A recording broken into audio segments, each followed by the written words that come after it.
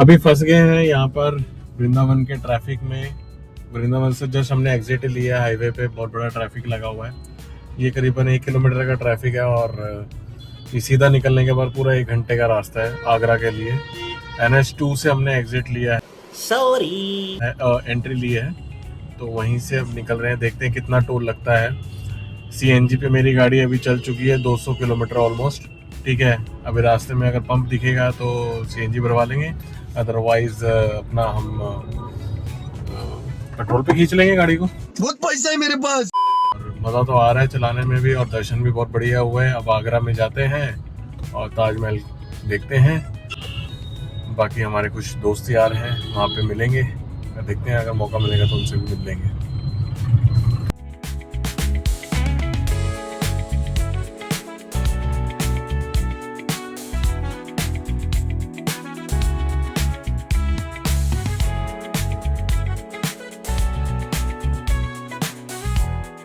Almost 20 kilometre रह गया आगरा के लिए।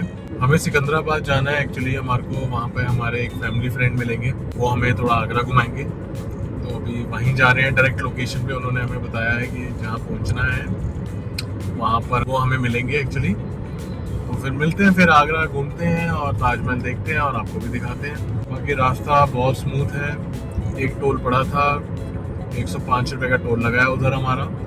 अब सीधा पहुँचते हैं आगरा। 19-18 किलोमीटर रह गया। 15 minutes later. तो अभी हमारी यहाँ पे CNG खत्म हो गई है। 234 किलोमीटर चल चुकी है फुल CNG में, मतलब कि 580 रुपये में 234 किलोमीटर चल चुकी है। अभी CNG पंप पे हम अपनी CNG वापस से फुल करवाएंगे और फिर मैं आपको टोटल कॉस्ट बताऊंगा कि कितने की मेरी CNG लगी या पेट्रोल लगा total with toll Vrindavan and Agra का। ठीक है, तो अभी हम आगरा के अंदर ही हैं और पहुंचने वाले हैं एक लोकेशन पे जहाँ पे हमारे नोन ने हमें बताया है कि पहुंचना है। और जो मैं बता रहा था CNG हमारी 636 रुपीज़ की डली है फुल। अब देखते हैं कितने किलोमीटर चलती है। और अभी ताजमहल जाएंगे इसके बाद और फिर आपको ताजमहल दिखाएंगे। ट्रैफिक तो है आगरा में, संडे के दिन मना कर रहे थे कि ज़्यादा ट्रैफिक नहीं होगा, लेकिन ट्रैफिक दिख रहा है हमारे को। मे भी शायद कोई VIP मूवमेंट होगा इस वजह से। देसी गलियां दिख रही है हमारे को यहाँ पर, ऐसी कुछ गलियां हैं। ये गली है, रोड है, रोड को ही गली बोलेंगे ना यहाँ पर तो। अरे कहना क्या चाहते हो? क्योंकि कोई भी कहीं से उठ के आ जाता है, कोई भी अंदर गाड़ी घुसेड़ देता है बीच में आके। मरना तेरे को डर नहीं लगता?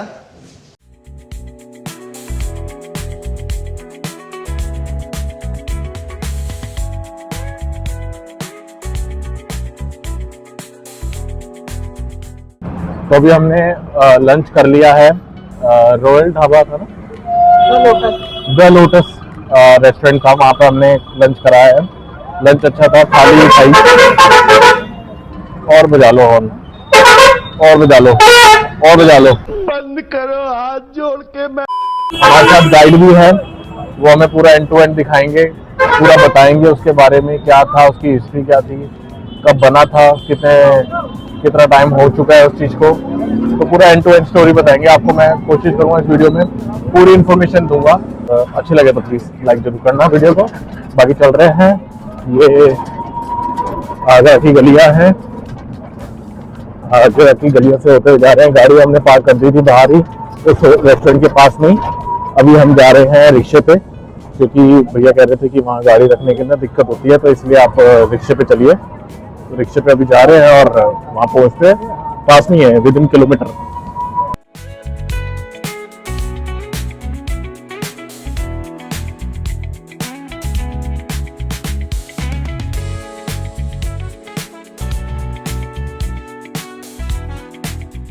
चलो भाई देखो अब मैं क्या करता हूँ। ये तागलली है, ये डस्ट पॉल्यूशन से भरा हुआ है। ब्रिटिश टाइम में इस तरीके का कर दिया गया था कि जो ताजमहल बनाया गया था वो मुगल किंग शाहजहां ने बनवाया था। जो मुगल एम्पायर थे, किंग शाहजहां अपनी वाइफ के लिए बनाए थे ताज, जिनका नाम मुमताज बेगम था। वो शाहजहां की थर्ड वाइफ थी। लेकिन जब 200 साल बाद ब्रिटिश हुकूमत की गई इंडिया में, तो ब्रिटिशों ने इसका गोल्ड और डायमंड निकालने के बाद इसको जंगल की तरीके से छोड़ दिया था। कोई क्लीनिंग नहीं थी ताजमहल की। ये पूरा ब्रिटिश टाइम बैठे, ब्रिटिश गवर्नर है तो मिडिल में बैठो, मतलब जंगल टाइप का लगता है। ये तब तक ब्रिटिश के अंडर में था। ब्रिटिश अंडर में क्या, अब इंडियन गवर्नमेंट के अंडर में। ओके। ये 1959, ये आफ्टर ब्रिटिश है। ऑलमोस्ट वर्ल्ड के अंदर लोग जानते थे कि खूबसूरत मॉन्यूमेंट है इंडिया के अंदर ताजमहल, तो लोग इसको फिर से देखने आए। अब हमारी इंडियन गवर्नमेंट इसको बेकरूल करती है, उसने इसमें काफी चेंज कराया, गार्डन मेंटेन कराया, इसको पॉलिश कराया, जो पीस डैमेज हो चुके थे पुराने होने के बाद भी उसको चेंज कराया। इसे बेरली चेंज होते चले गए। जैसे 2001 तक फाउंटेन स्टार्ट नहीं थे, 2015 में फाउंटेन स्टार्ट किए गए, गार्डन मेंटेन किए गए, स्लोबल लगाए गए। अब ये लोग आता है ताजमहल के अंदर। अच्छा, 2015 के बाद ही ये लुक आना चाहते। ये डैमेज हो गया था तो उसको लीव करके लगवाया, उसे रेनोवेशन में साफ सफाई का था, मैंने गवर्नमेंट ने करा। वो जो वर्क होता है, इनकी जो ब्लड जनरेशन, जिन लोगों ने ताजमहल बनाया था वो ईरानी कारीगर, तो 20,000 कारीगर ईरान से बुलाए गए थे ताजमहल बनाने के लिए। ये उसी टेक्निक में काम किया जाता है आज भी जो ओल्ड टाइम में किया गया था। उस समय इलेक्ट्रिसिटी नहीं थी, आज इलेक्ट्रिसिटी है, लेकिन सेम टेक्निक में हैंडमेडेड वर्क किया जाता है। आज भी लाइट का यूज नहीं किया जाता है। उनकी ब्लड जनरेशन है जो काम कर रही है, जिन लोगों ने ताजमहल बनाया था। जनरेशन की जनरेशन ये रही, लोग इंडियन गवर्नमेंट की नहीं काम करते हैं। ये सब हेमत पेन की मदद से कट करके निकाले जाते हैं। जैसे डैमेज है, हेमत पेन तो कटिंग करके निकाला डैमेज पीस को, और ये न्यू पीस किया हुआ है। Okay okay okay okay. ये पॉलिश किया गया है। जैसे आप येलो देख रहे हैं, ये हाथ रखने से और पुराना होने से येलो हो गया था, इसको पॉलिश किया गया है। तो पॉलिश करने के लिए यूज किया जाता है मुल्तानी मिट्टी, फेशियल अदर फेशियल का यूज करते हैं। उसको लेप करके पूरा इसको ढक देते हैं, 3-4 डेज का गैप करते हैं। उसके बाद व्हाइट मार्बल का केमिकल आता है, उससे स्पंज से घिस के साफ किया जाता है। ये हर साल होता है या क्या? नहीं, ये 5 years 10 years depend to ASI government के ऊपर डिपेंड करता है। के अंदर तो ये बिल्डिंग आती है। आगरा के अंदर और भी मॉन्यूमेंट है, जैसे ये आगरा फोर्ट है, या मुगल फैमिली रहती थी। ये आगरा मॉन्यूमेंट, आगरा के और भी मॉन्यूमेंट है। ये आगरा फोर्ट है, मरियम टोम है, अकबर की वाइफ की समाधि है। ये फतेहपुर सीकरी आगरा से 40 किलोमीटर के डिस्टेंस में है, जो कि अकबर ने बनवाया था। मेहताब बाग गार्डन है, ताज के बैक साइड में बनाया गया है। ओके। ये सिकंदरा है, ये अकबर की समाधि। रामबाग गार्डन है, इसका फर्स्ट नेम था आराम बाग।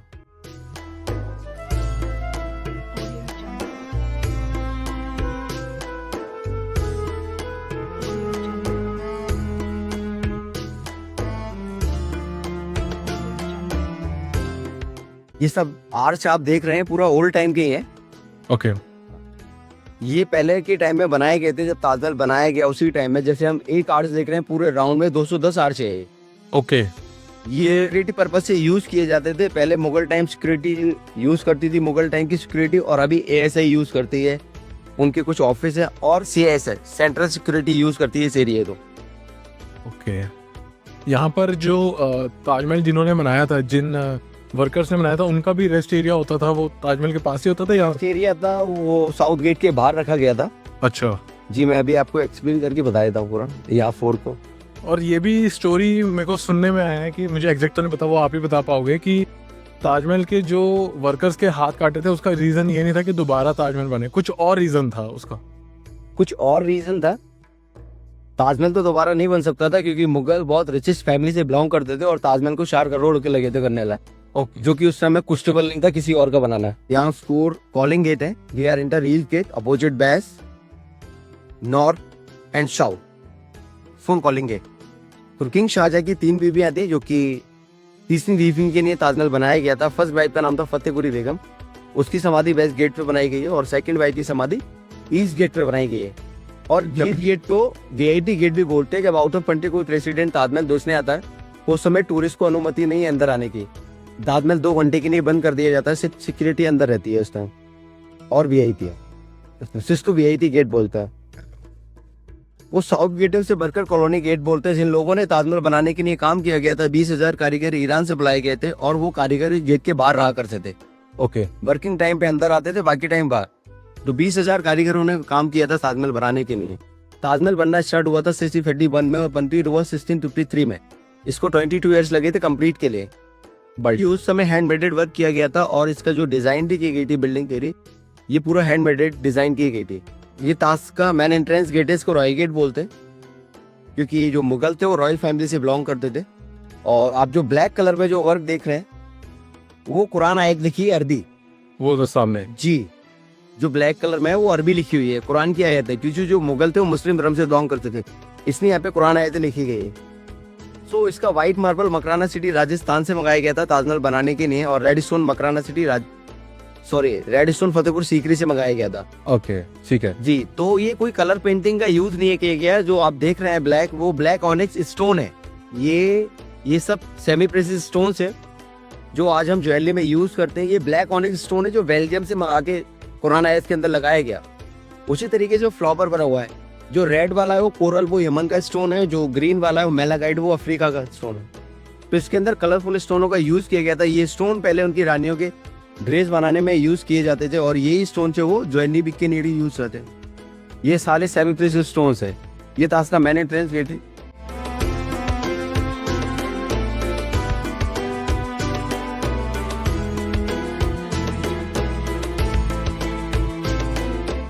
फर्स्ट वाइफ की समाधि है जो पेड़ के पीछे है। ओके। जैसे फर्स्ट टाइम जो मीना बाजार लगाया गया था वो आगरा फोर्ट में लगाया था। उसके बाद जो शिफ्ट किया गया वो ताजमहल के अंदर फोर कोर्ट। तो ये सब जो वहाँ से आप देख में है नहीं, यह मीना बाजार लगाया गया था। तो ये दोनों साइडों में लगाया गया था। ओके। ताजमहल के तो बनाया गया था, तो इसके अंदर मिरर इमेज वर्क किया गया था। लेफ्ट राइट का एक सा वर्क किया था, और एग्जैक्ट सेम जगह ली गई थी, बिल्कुल मिडिल में बनाई गई मुमताज समाज को। सो ये मीना बाजार यहाँ से भी शिफ्ट कर दिया गया। 1994 में आउटसाइड मार्केट बनाई गई बाहर। आगरा गर्म बहुत रहता है, इसमें इससे बता दिया गया याद है। बाहर एसी लगे हुए है। फिर जो फेमस यहाँ पे साड़ियाँ हैं, बांस के रेशे की, केले के पत्ते के रेशे की, पाइनएप्पल रेशे की साड़ियाँ मिलती हैं मीना बाजार के अंदर।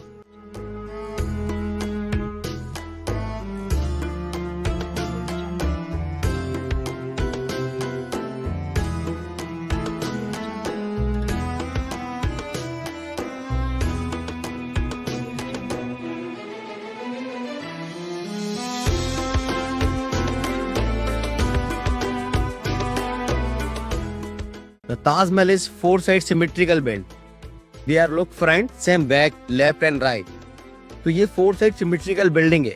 अभी हम ताजमहल देख रहे हैं, हमें व्हाइट नजर आ रहा है, व्हाइट संगमरमर से बनाई गई इमारत है। लेकिन अगर हम इसे अदर रे में देखते, सनलाइट होती है, तो ताजमहल इस टाइम ऑफ व्हाइट नजर आता है। जैसे अगर हम इसको सनराइज देखेंगे तो लिटिल पिंक नजर आता है, और फुल मून में देखेंगे तो मिल्की व्हाइट। ये फर्स्ट क्वालिटी मार्बल है, लाइट को एग्जॉस्ट करती है, इसका कलर चेंज होता है। तो ताजमहल अपनी खूबसूरती के लिए जाना जाता है, व्यू चेंज के लिए थे।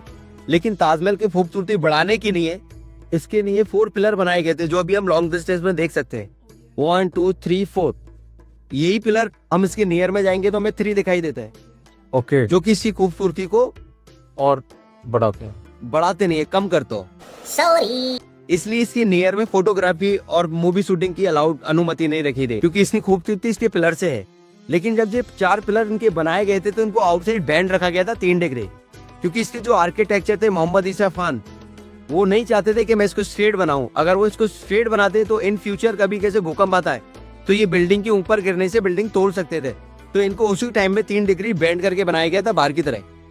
लेकिन इसको 3 फ्लोर में बनाया गया पिलर में, क्योंकि आने वाले टाइम में इसमें वर्किंग कर सके वो लोग।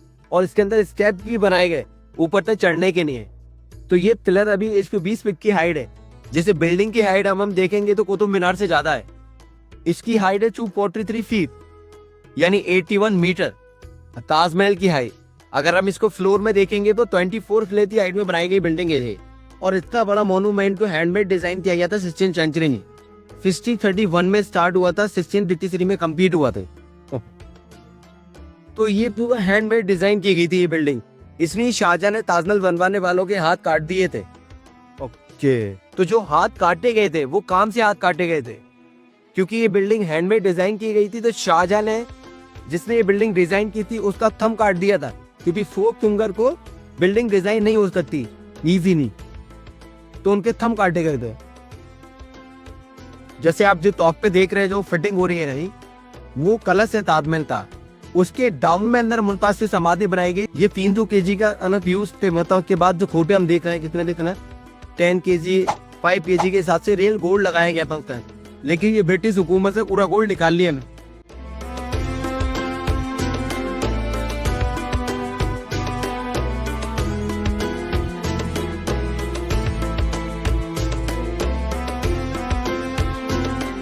ये फाउंटेन सेंटर दिया गया है मुमताज समाधि का पूरा। ये सीधा सेंटर है जो कांच के ऊपर कलश लगा है और कलश के डाउन अंदर मुमताज की समाधि बनाई गई है। ये परफेक्ट सेंटर है। इसके लेफ्ट राइट में दोनों तरफ ताजमहल में बाउंड्री है, जो रेड बाउंड्री उधर साइन कर रही है, सेकंड बाउंड्री वो उसकी। और लेफ्ट राइट एक से काम हो रहा है, दोनों तरफ आर्च बने हुए, इधर भी लेफ्ट में भी और राइट में भी। ओके, तो यहाँ पे जैसे शूटिंग वगैरह होती है, जो प्री वेडिंग शूटिंग वगैरह होती है, तो वो कैसे हायर करा सर जाता वो परमिशन ली जाती है, है? परमिशन ली जाती है और बिफोर ओपन होने से पहले, मतलब इसकी ओपनिंग से पहले?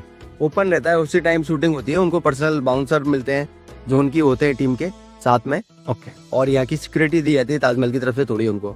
16वीं सेंचुरी में जब ताजमहल बनाया गया था तो उसी टाइम फाउंटेन लगवाए गए थे। नहीं, आप कहे थे ना तब ये फाउंटेन लगाए थे, तब क्या थे? इंडियन गवर्नमेंट के टाइम में अच्छा। तो पहले बंद थे, ये मेंटेन नहीं किए थे क्योंकि ये मशीन के हिसाब से स्टार्ट किए उन्होंने, नहीं कि जो सादा के टाइम में था वो वाटर टैंक से लाइव हुआ था। अच्छा। ये मिडिल में जो व्हाइट टैंक है ना, हाँ जी, हाँ जी, हाँ जी। ये व्हाइट टैंक पानी का ही। अच्छा, ये वाला वाइट है। तो इसमें हैंड प्रेशर बना के फाउंटेन चलाया जाता है। मैं आपको भी बताता हूँ। और काशी तो काफी सुंदर है यहाँ की, तभी 7 वंडर्स के अंदर आता है। हम ताजमहल को नियर से देख रहे हैं, आप देख सकते हैं यहाँ से हम एक पिलर के सेंटर में, तो हम 2 पिलर देख रहे हैं ताजमहल के, इसलिए इधर मूवी शूटिंग नहीं होती है। ओके।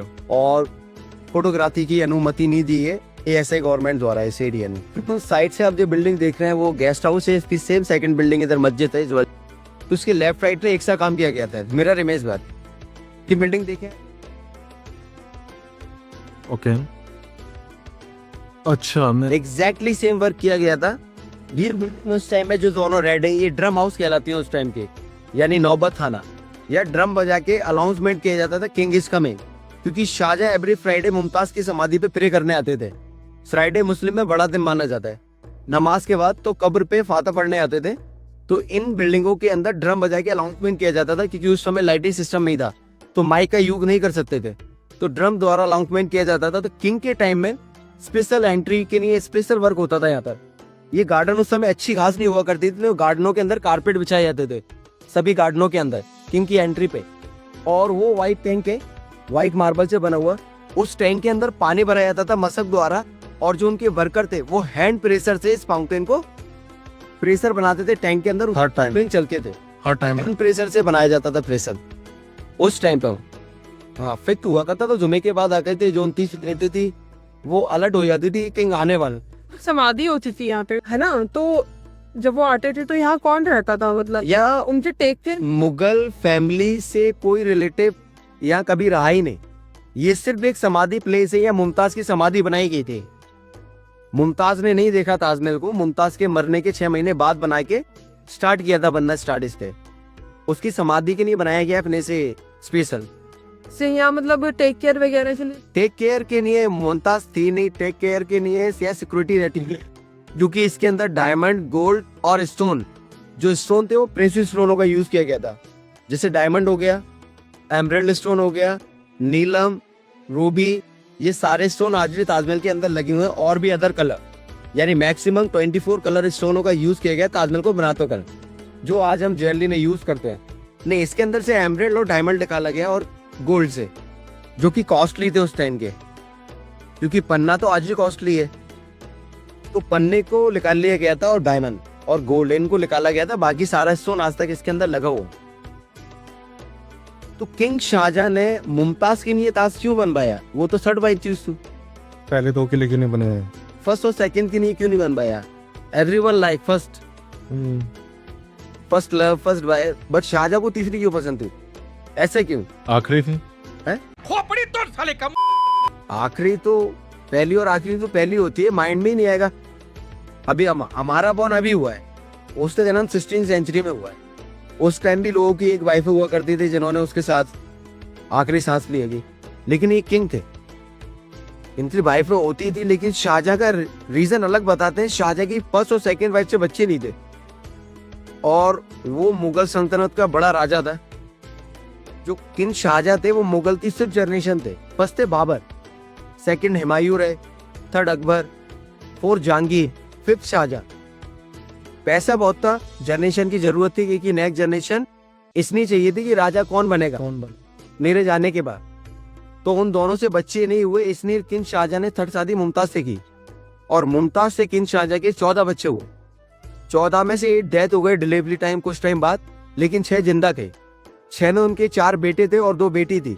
4 बेटे थे दारा सिको, शहसिजा, मुराद, औरंगजेब, और 2 बेटियां थी जहानारा और रोशन आरा। उनकी जो डेथ हुई थी वो डिलीवरी टाइम हुई थी, 14 किड्स को डिलीवरी टाइम।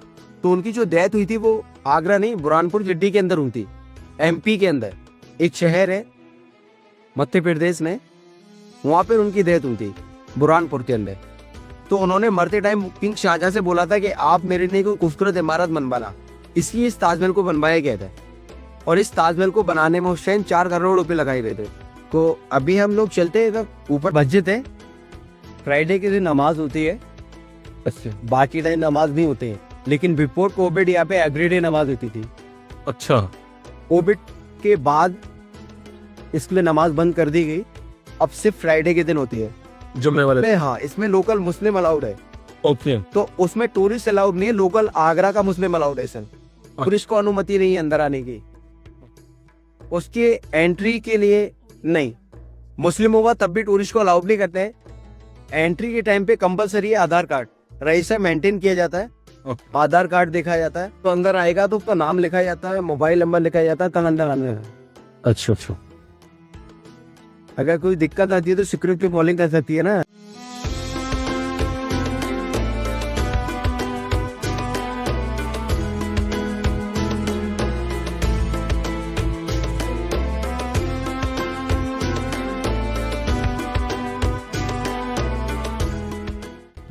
ये जो शूज कवर हमने जो यूज किए हैं, ये प्रॉपर इसलिए यूज किए जाते हैं क्योंकि व्हाइट मार्बल पे जो हम जा रहे हैं फ्लोर पर, वहाँ शाहजहां और मुमताज की समाधि है। उस जगह को धार्मिक स्थल तो नहीं बोल सकते, लेकिन समाधि प्लेस की जगह पे शूज अलाउड नहीं है, तो इसलिए इस कवर को हम यूज कर रहे हैं क्योंकि हम समाधि पर जाएंगे अभी। वो गेस्ट हाउस कहलाता है और ये मस्जिद, रीजन ये कि मस्जिद हमेशा मक्का डायरेक्शन में बनाई जाती है। तो ताजमहल के अंदर ये वेस्टर्न साइड है और वेस्टर्न साइड में काबा होता है, सऊदी अरब, तो ये मस्जिद कहलाती है और उसको गेस्ट हाउस नाम दिया गया। ताजमहल के नियर में जो फ्लोर बनाया गया उसको अलग डिजाइन दिया गया है। ये हम जैसे व्हाइट कलर में देख रहे हैं, ये फ्लॉवर है पूरा, और रेड में डिजाइन देख रहे थे, स्टार बना हुआ है, उनपे कारपेट डिजाइन।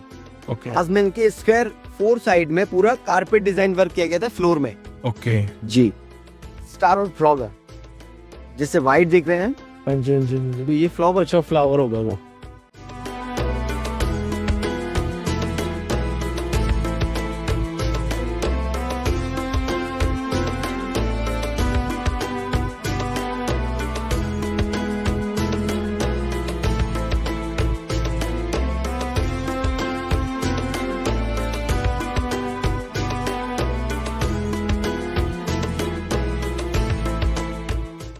और करता हूँ आपको ये वीडियो इन्फॉर्मेटिव लग रहा होगा, और अगर लग रहा होगा तो प्लीज़ लाइक करना, आपको भी पता चले कि ये ताजमहल क्यों बनाया गया था, किसने बनाया था, किसके लिए बनाया था, एवरीथिंग। ये जो मार्बल है आप देख रहे हैं, ये व्हाइट मार्बल संगमरमर है। किंग शाहजहां ने व्हाइट संगमरमर मकराना सिटी राजस्थान स्टोन का यूज किया गया था ताजमहल बनाते टाइम। तो ताजमहल के जो आप देख रहे हैं मार्बल है, ये मार्बल पूरा ऊपर लगा हुआ है इसके। ताजमहल फर्स्ट डेमो कंप्लीट किया गया था। ये काफी बड़ा पीसेस है, ये कोने में फिक्स हो रहा है उधर, और यहाँ से स्टार्ट था, ओके, यहाँ से वहां तक पूरा एक सिंगल पीसेस 20 फुट का पूरा ये। इसको कट करना इजी नहीं था क्योंकि उस समय इलेक्ट्रिसिटी नहीं थी। इस स्टोन को जो काटा गया वो स्टील वायर से कट किया गया पूरा, जो ऊपर मेहंदी लगाई गई। मेहंदी लगाने के बाद इसके जो डिजाइनर थे उन्होंने खा के जो प्रिंट किए, उसको पूरा प्रिंट किया गया। इस बॉर्डर को प्रिंट करने के बाद इसके अंदर हैमर और पेन, जो कि डिफरेंट टाइप होते थे, उनका यूज किया गया, और मार्बल को डीपली खुदाई की गई, यानी मैक्सिमम 1 इंच डीपली होल करके मार्बल को काटा गया लीफ के डिजाइन में, यानी पूरे लीफ पहले मार्बल के अंदर काटे गए। फिर ये कलरफुल स्टोन लिए गए, ये स्टोन काटे गए, इनके बड़े पीस होते, इनको स्टील वायर से काटा जाता था, इनको ग्राइंड किया गया। टच कर, तो ये जो जी टच कर, इसको जो लीफ को जो कटिंग किया गया वो स्टील वायर से किया गया, उसके बाद इसको ग्राइंड किया गया। तो ग्राइंड यानी इसको पत्थर से पत्थर को ग्राइंड किया जाता था, उस समय ग्राइंडर अवेलेबल नहीं थे, तो इस लीफ को बनाने के बाद ये मेलागाइट है जो ग्रीन आप देख रहे हैं, ये अफ्रीकन स्टोन है। और इसकी जो लीफ की जो पॉइंट जा रहा है ब्लैक में, ये ब्लैक ऑनिक्स स्टोन है जो कि बेल्जियम का यूज किया गया था। ये रेड कलर में जो आप देख रहे हैं ये कोरल स्टोन है, ये यमन का स्टोन है। और ये जो बीच में है ये व्हाइट सीप है, समुद्र में जो पाई जाते हैं ये व्हाइट सीप है। तो इसको जो मेंटेन करती है अभी इन्हीं की ब्लड जनरेशन है जो कि ईरानी लोग हैं, आगरा में रहते हैं इंडिया के अंदर। ये इसको नेक्स्ट जनरेशन द्वारा वर्क किया गया है डैमेज होने के बाद। इसका कलर अलग इसलिए जा रहा है क्योंकि ये काफी ओल्ड हो चुका है और ये अभी इस टाइम पुराना है। तो इनकी जनरेशन की जनरेशन इसको रिपेयर करती है, पॉलिश करती है। इसको किस तरीके से डीप कट किया गया था मैं आपको दिखाना चाहूंगा। अब इस तरीके से डीप कट किया गया था। कितना, ये अंदर कितना है ये सेम कट किया गया है, ये 1 इंच है। ओके 1 इंच पूरा आपने जितना बताया। ओके ये 1 इंच डीप कट किया गया था, इलेक्ट्रिसिटी नहीं थी, हैंड मेडेड वर्क किया गया था ये पूरा। ऊपर कर दिया हल्का सा।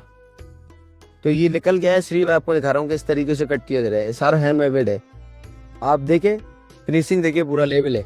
ये हैंड मेडेड पॉलिश की गई थी पूरा। चलते हैं अंदर। अभी यहाँ से कैमरा अलाउ नहीं है, तो अभी अंदर वीडियोग्राफी अलाउ नहीं है, तो अभी मैं बंद करता हूँ वीडियो को और आपको बाहर आके दिखाता हूँ। 15 minutes later. यानी मार्बल के अंदर डायमंड शेप डिजाइन दिया था टॉप में, देखे यहाँ डायमंड शेप है पूरा मार्बल। यह जितना भी मार्बल का लगा हुआ देख रहे हैं मार्बल, ये यहाँ पे नहीं वर्क किया गया था। ये पूरा 4 कोट के ताजमहल के गार्डन एरिया में वर्क किए गए थे। जैसे 1.5 ईयर्स में बनके कंप्लीट हुआ, इसको 100+ लोगों ने वर्क किया। ये वहाँ कंप्लीट किए गए और यहाँ पे लाके फिक्स किए गए क्योंकि ताजमहल पास डेमो बनाए गए। गार्डनों के अंदर ताजमहल के गार्डन थे ना, वहाँ पे पीसीस बनाए गए थे। ये एक अच्छी सपोर्ट रख के इनको रखा जाता था, उसके वर्क किया जाता था क्योंकि सभी अलग अलग कारीगर होते थे। किसी का काम होना, किसी का काम था प्रिंट करना इसको, किसी का काम था फुलाई करना, किसी का काम था लीफ बनाना, तो किसी का काम था इसको पॉलिश करना। तो सब अलग अलग कारीगर थे इसके। वो सारा काम ये प्रेमाइसिस के अंदर ही हुआ है, इसी प्रेमाइसिस उन्हीं के अंदर में वो अपने खुद के कारीगर लेके आए थे। जैसे कुरान आयत को बताते अहमद लाहौरी, जो लाहौर से बिलोंग करते थे, वो भी इसके आर्किटेक्चर थे। उनके द्वारा ये कुरान आयतें लिखी गई हो, क्योंकि कुरान आयत लिखने के साथ साथ इसको कैलीग्राफी वर्क बोलते हैं। इसको जब लिखा गया था, इसका जो साइज जो डाउन में है वो अप में बड़ा है, यानी इसको बी टाइप में ऐसे करके खुलता हुआ लिखा हुआ है। अगर हम इसको लॉन्ग डिस्टेंस में देखेंगे तो ये एक सा दिखाई दे। अगर इसको डाउन टू अप एक ही साइज रखते तो लॉन्ग डिस्टेंस में ऊपर वाला छोटा दिखाई देता, इसलिए इसको बी टाइप में खुलता हुआ लिखा था ताकि हम इसे कितनी भी दूर से देखें एक सा दिखाई देगा।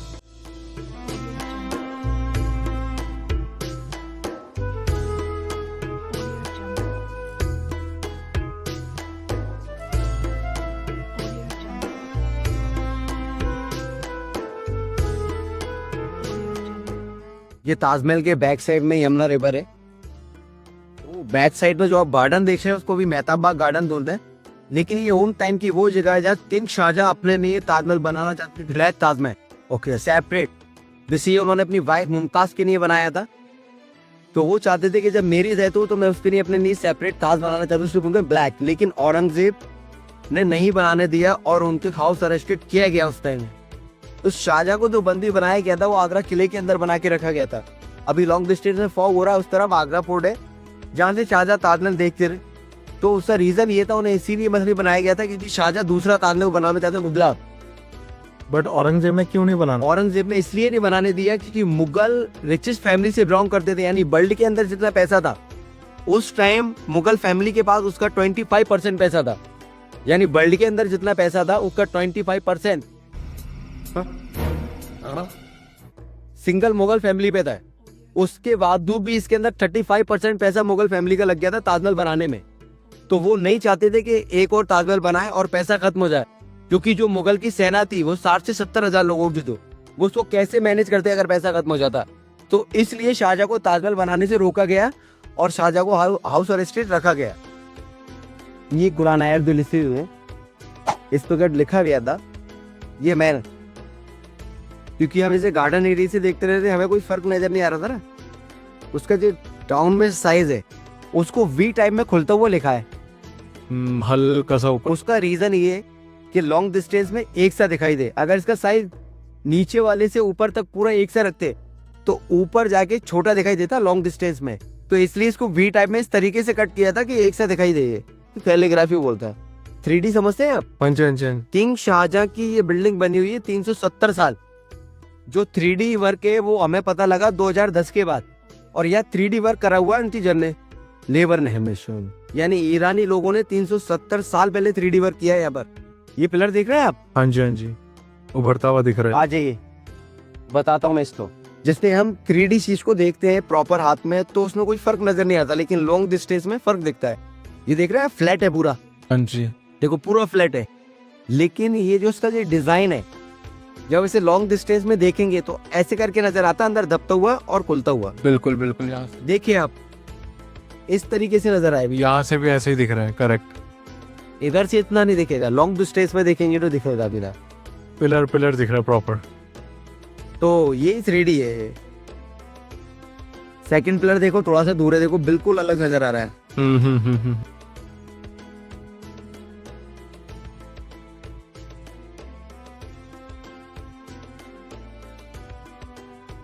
होप करता हूँ आपको ताजमहल की ये इन्फॉर्मेशन वीडियो अच्छी लगी होगी। हमारे साथ जावेद भाई हो, ठीक है, इन्होंने अच्छे से एक्सप्लेन करा कि क्या हिस्ट्री है ताजमहल की, किसने बनाया, कितना पहले बना और कितना पैसा लगा। उसकी फुल वीडियो और फुल इन्फॉर्मेशन आपको इस वीडियो में मिल गई होगी। अगर आप ताजमहल आए तो प्लीज़ इनको कांटेक्ट कीजिए, मैं इनका कांटेक्ट नंबर डिस्क्रिप्शन बॉक्स में डाल दूंगा, तो आप इनको कॉल करके इनके स्लॉट बुक कर सकते हो। बिजी रहते हैं लेकिन परेशान मत करना इनको ज़्यादा, बस जब ज़रूरत लगे तो आप प्लीज़ इनको कॉल करना और बुक करना है। बहुत इन्फॉर्मेटिव था। और अभी हम चलते हैं सीधा वापस अपने होटल की तरफ और जावेद जी को बाय बाय करते हैं। थैंक यू जावेद जी।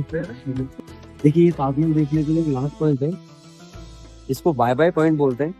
अभी हम जो ताजमहल का देख रहे हैं वो एक्चुअल व्यू है वाइट, लेकिन ताजमहल सनराइज में थोड़ा सा पिंक नजर आता है और मून लाइट में मिल्की वाइट और डे टाइम में of white. A few moments later. तो दोस्तों अभी हम होटल में आ गए हैं। रेड कारपेट करके होटल है ये, और ताजमहल देखने के बाद हम चले गए थे, कुछ प्रियंका के फ्रेंड्स हैं उनके वहाँ पे, उन्होंने इनवाइट करा था तो डिनर पे हम गए हुए थे। तो डिनर से डायरेक्ट हम यहाँ आ गए हैं होटल पे। होटल का रूम अच्छा है, डिसेंट है, सिंपल सा है और बढ़िया है। तो अभी हम रेस्ट करेंगे क्योंकि काफ़ी ज़्यादा थक गए हैं, काफ़ी ज़्यादा वॉक हो गई हमारी ताजमहल में। डिटेल वीडियो आपको मैंने पूरी कोशिश करी है देने की। होप करता हूँ आपको वीडियो अच्छा लगा होगा। अच्छा लगा हो तो प्लीज़ लाइक, कमेंट और शेयर करना, और जो भी आपको पार्ट अच्छा लगा हो वीडियो के अंदर प्लीज़ उसको हाईलाइट करना कमेंट के अंदर, कमेंट बॉक्स के अंदर। Next morning. Hey guys, good morning. So this is day 2 इन आगरा।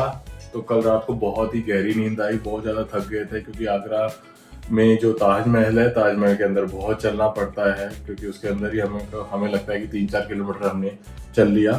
बाकी सुबह से भी हम थोड़े थक गए थे, इसलिए हमने रेस्ट अच्छे से करा। होटल में चेक इन करने के बाद रात को हम सो गए थे। अभी हमने ब्रेकफास्ट मंगवा लिया है यहाँ पर रूम में ही, तो ये ब्रेकफास्ट आया है हमारा। तो अभी हम ब्रेकफास्ट करेंगे और एक एकदम कौन सी है, एतमदौला करके एक जगह है, मैं प्रोनाउंसिएशन शायद गलत कर रहा हूँ, मैं लिख दूंगा नीचे। तो वहां पर शायद जाएंगे अभी हम। और हाँ, पहले वो बना था, उसके बाद ताजमहल बना था आफ्टर 4 इयर्स। तो पहले वो चीज देखने जाएंगे, वो भी संगमरमर से ही बना हुआ है, मार्बल से ही बना हुआ है, तो वो देखेंगे। और अगर उसकी स्टोरी कुछ पता चलेगी मुझे वहां पर तो मैं आपको जरूर बताऊंगा, नहीं तो मैं बैकग्राउंड में आपको बता दूंगा कि क्या है उसकी हिस्ट्री एग्जैक्टली। तो अभी नाश्ता करते हैं, ब्रेकफास्ट करते हैं और उसके बाद निकलते हैं उस लोकेशन को कवर करने के लिए, और उसके बाद फिर दोपहर में हम निकल जाएंगे दिल्ली के लिए, ठीक है। होटल से जो इतमदौला करके जो लोकेशन है वो करीबन 8 किलोमीटर है, यहाँ से 19 मिनट का रास्ता दिखा रहा है। तो अभी हम निकलते हैं यहाँ से क्योंकि अभी मिल सकता है हमारे को ट्रैफिक, क्योंकि भैया आज है मंडे तो ट्रैफिक तो होगा भैया। ऑफिस का मैप में लगा दिया है और ट्रैफिक तो हल्का फुल्का दिख रहा है, लेकिन अभी सुबह सुबह तो शायद ना मिले।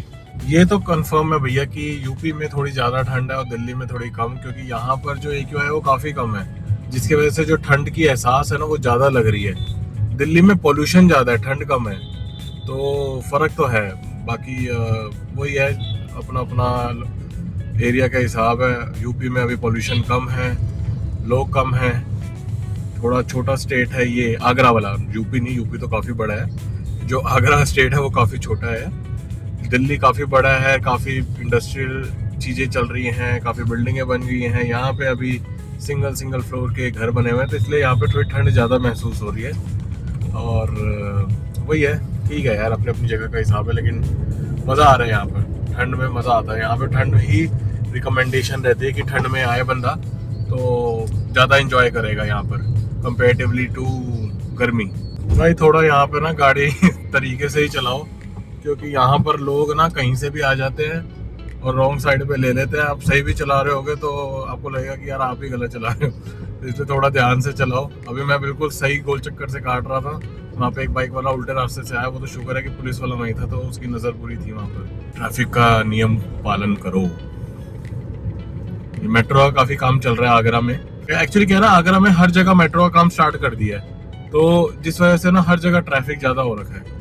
एक छोटे छोटे पैच में इनको स्टार्ट करना चाहिए था, लेकिन इन्होंने हर जगह एक साथ स्टार्ट कर दिया है, तो ट्रैफिक ज़्यादा हो गया है। जहाँ पे 20 मिनट लगते थे वहाँ पर अब हमारे को आधा घंटा लग रहा है, 35 मिनट लग रहा है। तो थोड़ा फ़र्क पड़ा है मेट्रो की वजह से, लेकिन होप्स ऑफ फ्यूचर में ये चीज़ को काफ़ी ज़्यादा रिलैक्स करेगी आगरा वालों को ट्रांसपोर्टेशन के पॉइंट ऑफ व्यू से।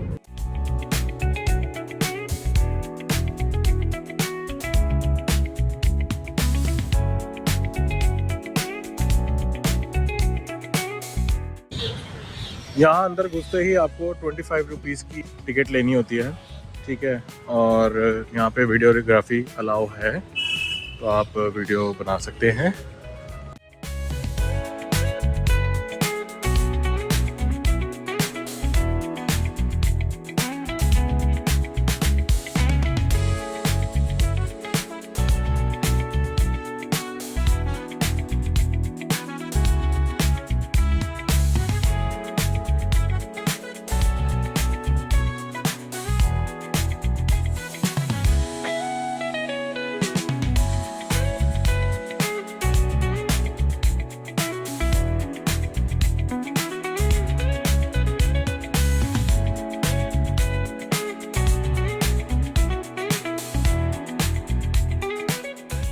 मकबरे में जाने के लिए आपको शूज़ उतारने होते हैं, और देखते हैं अगर यहाँ पे हमारे को शू कवर मिल जाता है तो यहाँ पे हम कवर ले लेते हैं और फिर अंदर जाते हैं। 10 रुपये पर शूज़ का वो कवर है, लेकिन हमने यहाँ जो यूज़ थे वही ले लिए, क्योंकि शूज़ के जो कवर हैं वो तो रीयूज़ कर ही सकते हैं ना, है ना भाई? भाई आपका नॉलेज तो कमाल का है भाई।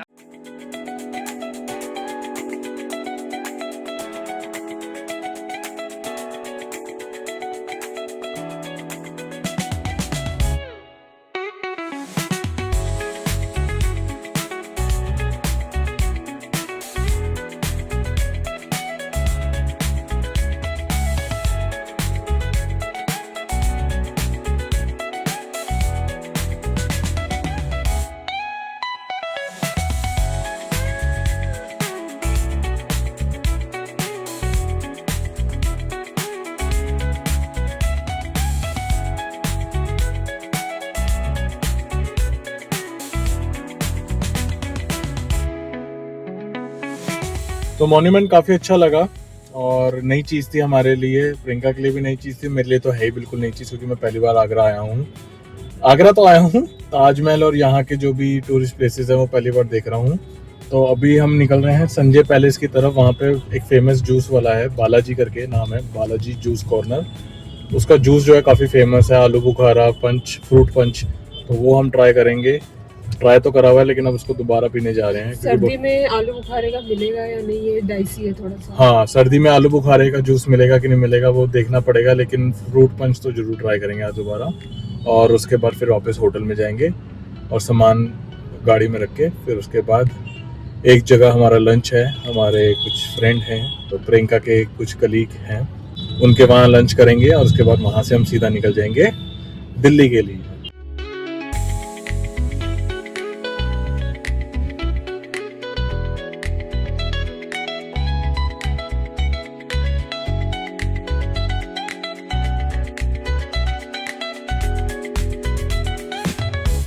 यहाँ पर ना एक फेमस पेठा मिलता है, पंची पेठा के यहाँ पर, पान वाला और सिंपल पेठा मुझे अच्छा लगता है, मैंने घर के लिए ले लिया है। 1 किलो पान पेठा लिया है और एक आधा किलो का मैंने नॉर्मल पेठा लिया है।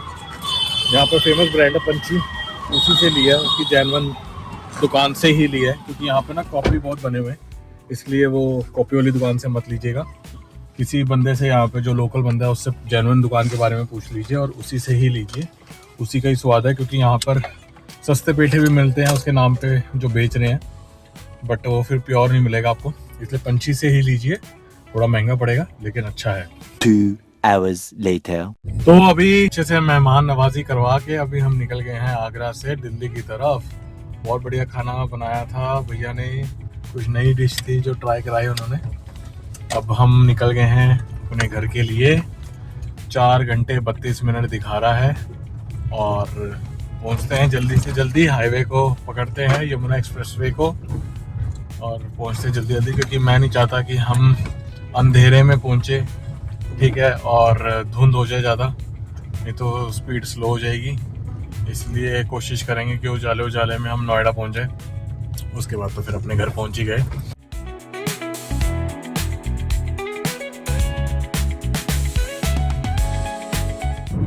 अब ये आ गया हमारा पहला टोल।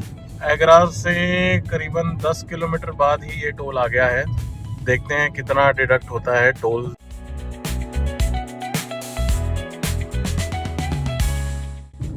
भाई ने तो डरा दिया, कहता कि भैया आपका तो फास्टैग में बैलेंस नहीं है। मैंने कहा भाई कैसे नहीं है, अभी तो पैसे डाले हैं भाई फास्टैग से पहले। फिर कहता भैया आपके 2 है। मैंने कहा भाई 2 का तो आइडिया नहीं है मुझे, 2 होंगे भाई, क्योंकि पहले वाली गाड़ी से भी थे, उसको मैंने डीएक्टिवेट कर दिया। मे भी शायद शो हो रहा होगा मेरे नाम पर, बट डीएक्टिवेट कर दिया, इतना मुझे पता है। तो मे भी उसमें बैलेंस नहीं होगा इसीलिए बोल रहा होगा। इसमें तो मैंने डाले हैं, इस गाड़ी वाले में तो। कहता अच्छा ठीक है, फिर काटे पैसे और भेज दिया। थोड़ा ध्यान रखना, क्योंकि अगर आप कैश पे करते हो तो आपका कॉस्ट डबल लग जाता है टोल पे, तो इसलिए ध्यान रखिए फास्टैग से कटवाइए पैसे, नहीं तो दुगने पैसे दीजिए टोल पे।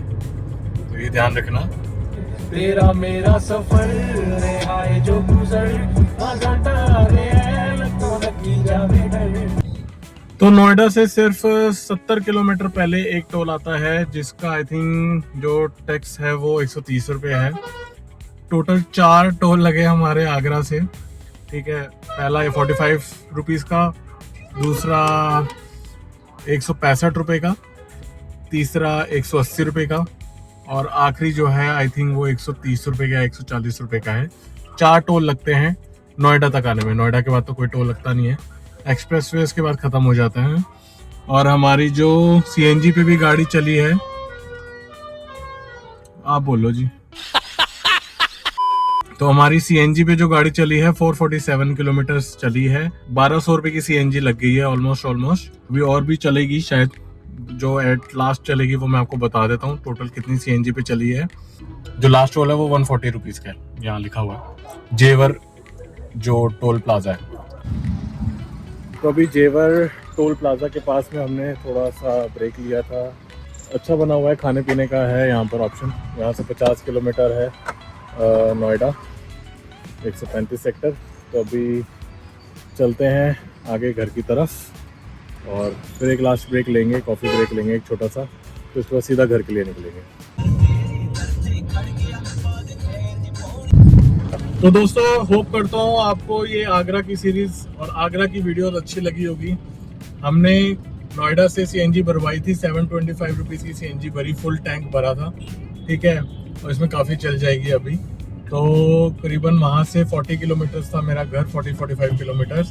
तो अब इस वीडियो को मैं यहीं एंड करता हूँ। होप करता हूँ आपको आगरा और वृंदावन की वीडियो अच्छी लगी होगी। इससे पहले मैंने वृंदावन की वीडियो भी पोस्ट करी है, तो आप प्लीज़ उस वीडियो को जाके देखना, और हो सके तो वीडियो को लाइक कमेंट एंड शेयर करना, और प्लीज़ बताना कमेंट में आपको क्या अच्छा लगा, खास क्या लगा, और अगली वीडियो कौन सी बनानी चाहिए, कौन से शहर में बनानी चाहिए। तो हम कोशिश करेंगे उस जगह को कवर करने की। बाकी इस वीडियो को मैं यहीं ख़त्म करता हूँ। नए ट्रैवल ब्लॉग के साथ, नई वीडियो के साथ, नई जगह के साथ मिलते हैं। तब तक के लिए बाय बाय।